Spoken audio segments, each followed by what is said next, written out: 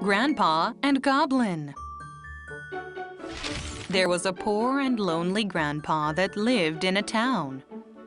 He was poor, but he was satisfied with what he had. However, he was really lonely during the nights. One day, he heard the sound of doors sliding open.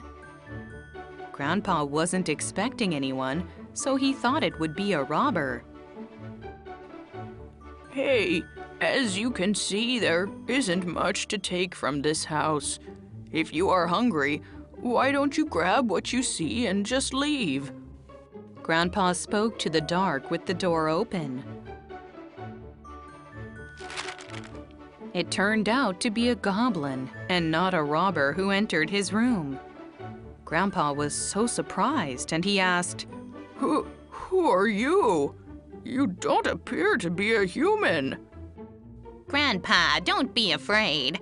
I am just a goblin passing by. Why are you here? Just because, replied Goblin. Grandpa was somewhat excited that the goblin stopped by, as he was bored with his lonely life, and they can at least have a conversation together. I was bored as well, so welcome.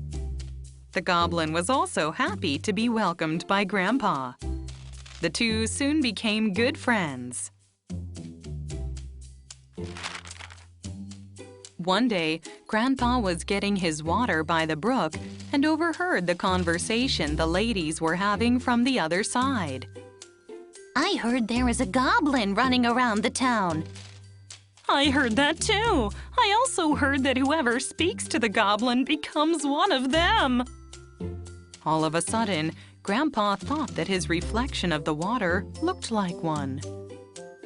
The same night, Goblin stopped by once again, and Grandpa couldn't help but to ask, Hey, Goblin, would you happen to be afraid of anything in this world? Of course. I am scared of the smell of sweet red bean soup. Goblin then asked the same question to Grandpa. He replied by saying, money is what he is most afraid of. Next day, Grandpa left a bowl of sweet red bean soup on his front yard. Goblin smelt the soup and ran away the same night.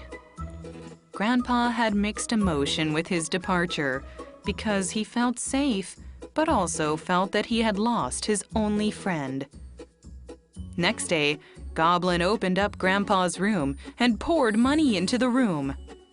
This is my payback. You know what you did last night.